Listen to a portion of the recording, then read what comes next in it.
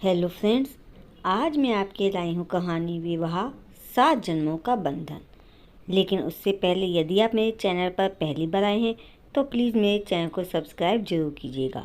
कहानी पसंद आए तो उसे ज़्यादा से ज़्यादा लाइक एंड शेयर कीजिएगा। आंटी, गीत क्या कर रही है? राहुल रोज की तरह दरवाजे से ही पूछता हुआ अंदर आया था। कमरे में होमवर्क कर रही है बेटा, तुम जाओ। जी आंटी, मैं उससे होमवर्क ही पूछने आया था। अंदर कमरे में, गीत दिखा न क्या होमवर्क मिला है आज। आज फिर से तू डायरी नहीं ले गया था क्या स्कूल में? राहुल अपने सर के बाल खुजलाने लगा। भूल गया था, दे ना। गीत की मम्मी अंदर आते हुए, दे दे बेटा, भूल गया होगा। चलो दोनों साथ बैठकर होमवर्क कर लो, मैं पकोड़े बना रही हूँ, खा कर जाना। आंटी, आपके पकोड़े तो मैं ज़रूर खाऊंगा, आप बनाती इतना अच्छे हो। हाँ हाँ, मम्मी को मस्का लगा लिया हो तो पढ़ना शुरू कर दो, वरना स्कूल में बेंच पर खड़ा होना पड़ेगा। ये हैं गीत और राहुल, दोनों चौथी क्लास में पढ़ते हैं, पर राहुल गीत से 2 साल बड़ा था। दोनों रोज झगड़ते हैं पर स्कूल साथ ही जाते हैं। दोनों के घर बिल्कुल सटे हुए हैं। इस कारण दोनों के परिवार वालों में भी बहुत दोस्ताना संबंध हैं। गीत पढ़ाई में बहुत अच्छी है और राहुल पास भर हो गया तो गनीमत है। दोनों में बस एक ही बात कॉमन है और वह है कि दोनों अपने पेरेंट्स की इकलौती संतान है। समय गुजरने के साथ दोनों बड़े हो गए पर दोनों के झगड़े बंद नहीं हुए। पर हाँ, बचपन की तरह ही दोनों एक दूसरे से ज़्यादा नाराज नहीं रह पाते हैं। सुबह किसी बात पर दोनों में बोलचाल बंद हो गई, पर जैसे ही शाम हुई, कभी राहुल तो कभी गीत एक दूसरे को मना लिया करते।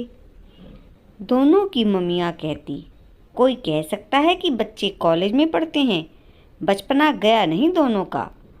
पर इधर कुछ दिनों से गीत के स्वभाव में परिवर्तन आ गया। जैसे राहुल ने रोज की तरह उसके बाल खराब कर दिए, पर वह बस अपनी नज़रें झुकाकर अपने कमरे में चली गई।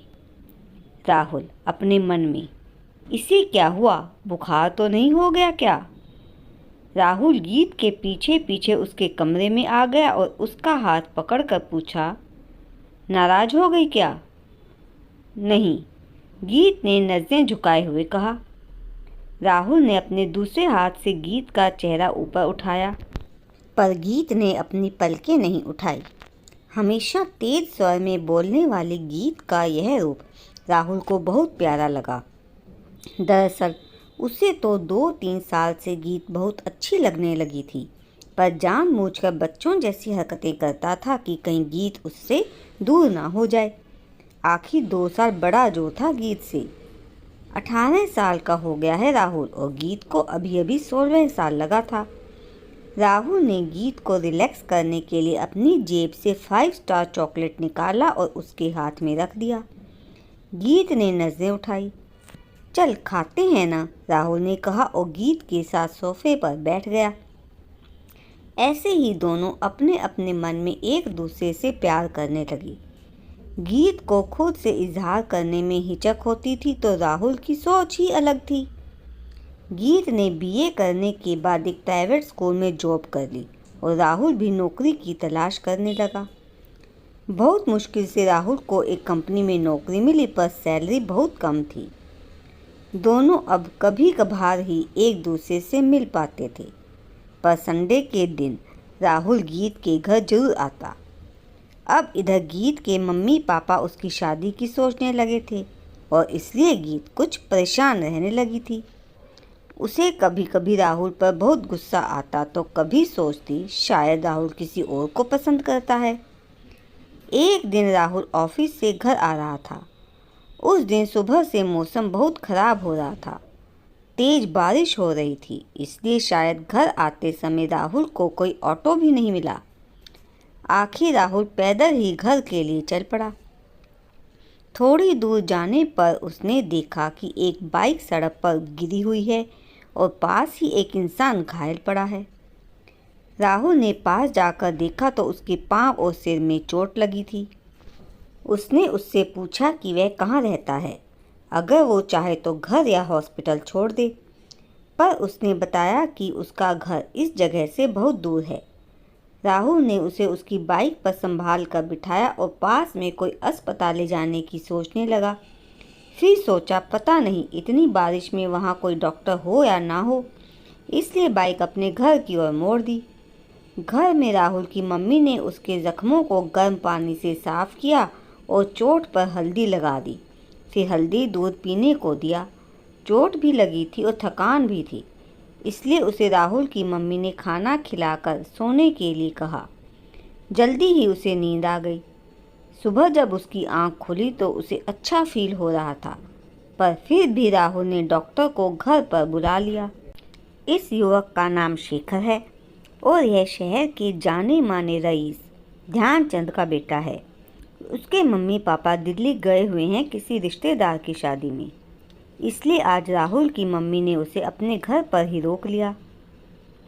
हालांकि डॉक्टर ने कहा है कि ऊपरी चोट है, घबराने की कोई ज़रूरत नहीं है। आज की सुबह रविवार की सुबह है और जब राहुल गीत के घर नहीं आया तो गीत ही उसके घर आ गई। राहुल के कमरे में शेखर बिस्तर पर लेटा हुआ था और राहुल बाथरूम में नहाने गया था। गीत राहुल के कमरे में आई तो देखा कि राहुल बिस्तर पर लेटा हुआ है और उसके घुटने पर हल्दी लगी हुई है, जैसे कि चोट पर लगाते हैं। वह यह देखकर परेशान हो गई और उसके सर पर हाथ रखकर पूछा, ये क्या हुआ? इतनी चोट कैसे लगी तुम्हें? दरअसल शेखर और राहुल की कद काठी एक जैसी ही थी। फिर शेखर ने राहुल की टी शर्ट और हाफ पैंट पहन रखी थी और शेखर ने अपने चेहरे को अपने हाथ से ढक लिया था, खिड़की से आ रही धूप की वजह से। इसलिए गीत को लगा कि राहुल ही है। गीत की आवाज़ सुनकर शेखर ने अपने चेहरे से हाथ हटाए। उस समय गीत शेखर के चेहरे पर झुकी हुई थी। राहुल ने गीत को देखा तो जैसे देखता ही रह गया। बड़ी बड़ी काली आँखें जो बगैर काजल के ही सम्मोहित कर दें, नाक में छोटी सी लौंग और बगैर लिपस्टिक के गुलाबी होंठ। गीत ने राहुल की जगह किसी और को देखा तो हड़बड़ाते हुए पीछे हटने लगी, पर उसका दुपट्टा शेखर की घड़ी में उलझ गया और उसे दुपट्टा छुड़ाने के लिए रुकना पड़ा। जल्दी में दुपट्टा नहीं निकल रहा था, इसलिए शेखर ने अपनी घड़ी ही खोल दी और गीत ने ध्यान नहीं दिया और शेखर की घड़ी गीत के दुपट्टे में ही रह गई। शेखर का इस तरह देखना गीत को अजीब लगा था, इसलिए वो राहुल से मिले बिना ही अपने घर चली गई। थोड़ी देर बाद राहुल बाथरूम से निकला तो शेखर से पूछा, अभी गीत आई थी क्या? कौन गीत? अरे मैं भी ना, तुम्हें कैसे पता होगा? तुम तो पहली बार मेरे घर आए हो। गीत मेरे बचपन की दोस्त है और मेरे साथ वाले घर में रहती है। हाँ, अभी एक लड़की आई तो थी, पर मुझे देखकर वापस चली गई और मेरा दिल भी साथ ले गई, शेखर ने अपने मन में कहा।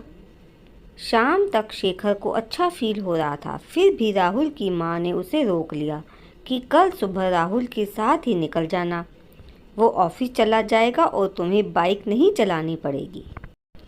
अभी चोट ताज़ा है, कुछ दिन बाइक मत चलाओ बेटा। शेखर ने उनकी बात मान ली कि क्या पता कल सुबह गीत से फिर मुलाकात हो जाए। तो दोस्तों, क्या शेखर की पहली नज़र का प्यार अपनी मंजिल पा सकेगा या फिर राहुल गीत को अपना जीवन साथी बना लेगा? जानने के लिए अगला भाग जरूर देखिए। धन्यवाद।